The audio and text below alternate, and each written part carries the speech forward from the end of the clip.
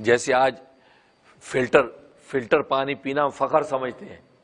Mineral water کی بوتل خرید کے پیتے جی یہ منرل واٹر ہے، یہ فلٹر کیا ہوا پانی ہے، بلکہ شفاف پاکیزہ، ٹوٹی کا پانی نہیں یا ٹیپ کا پانی نہیں پینا، پتہ نہیں یار کیسے جراثیم ہوں گے، تو یہ بالکل فلٹر لگا ہوا صحیح پانی ہے بھائی۔ تو دنیا کے اندر ہم جس طریقے سے پانی کے اندر یہ رکھتے ہیں کہ یار یہ فلٹر والا پانی میں نے پینا ہے، تو اللہ تبارک و تعالیٰ اصل میں اہل ایمان کو کھانے پینے سے، پہننے اوڑھنے سے، رہنے سہنے سے منع نہیں کرتے ہیں، بلکہ دنیا کو فلٹر کر کے تمہیں دیتے ہیں۔ یہ کھانا جو میں تمہیں دیا یہ فلٹر کر کے دیا ہے، اب بلا دھڑک تم کھاؤ۔ یہ پینا جو تمہیں دیا ہے فلٹر کر کے دیا ہے، بلا دھڑک تم کھاؤ۔ لیکن انسان اگر اپنی من مرضی کی وجہ سے کھائے گا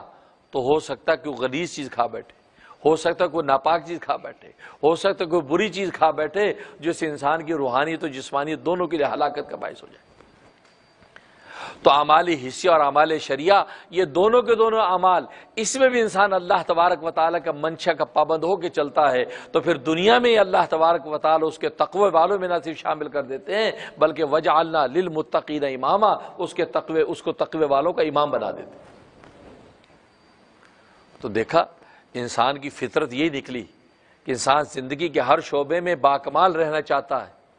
تو جو عبادت اور خدمت کا شعبہ اختیار کرتا ہے وہ بھی چاہتا ہے کہ اس میں اتنا باکمال ہو جاؤں، اتنا باکمال ہو جاؤں کہ نہ صرف تقوی والا بن جاؤں بلکہ وجعلنا للمتقین اماما، تقوی والوں کا بھی امام بن جاؤں۔ اور اس کے لیے اللہ تبارک و تعالی نے نمونہ کیا دیا؟ سرکار دو عالم صلی اللہ علیہ وسلم کی ذات عالی،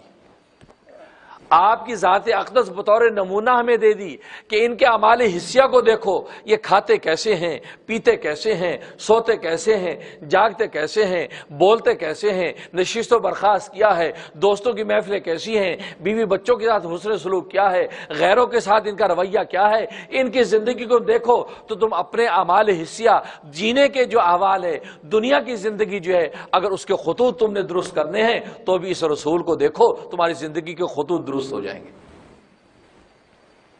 اور اگر تم اپنے اعمال شریعہ، اپنی عبادت و خدمت کو درست کرنا چاہتے ہو تو بھی اس نبی کو دیکھو، اس کی نماز کیسی ہے، اس کا روزہ کیسا ہے، اس کی زکاتیں کیسی ہیں، اس کے صدقات کیسے ہیں، اس کے حج کے مناسک کیسے ہیں، یہ نماز پڑھتے ہیں تو اللہ سے کیسے رابطے میں رہتے ہیں، یہ سجدے میں گرتے ہیں تو ان کی حالت کیا ہوتی ہے، یہ خدا کو پکارتے تو ان پر کون سی شوق مستی چھائی ہوتی ہے۔ تم اس نبی کی عبادت کو دیکھ کر اپنی عبادت کے خطوط کو درست کرو۔ یہ نبی لقد کان لکم فی رسول اللہ اسوۃ حسنہ، اللہ کے رسول کی زندگی میں تمہارے لیے بہترین نمونہ ہے۔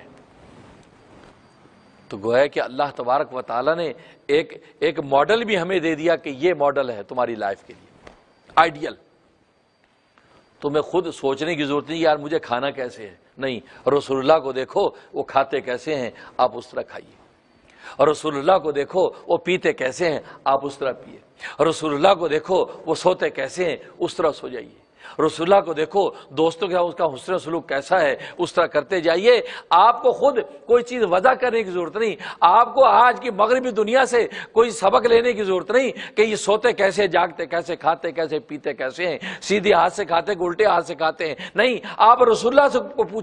پوچھئے کہ وہ کھاتے کیسے ہیں، آپ اسی طرح کھائیے۔ جب آپ رسول اللہ کے پیٹرن پہ چلتے چلے جائیں گے تو اللہ تبارک و تعالی آپ کو تقوی والوں کا امام بنا دیں گے۔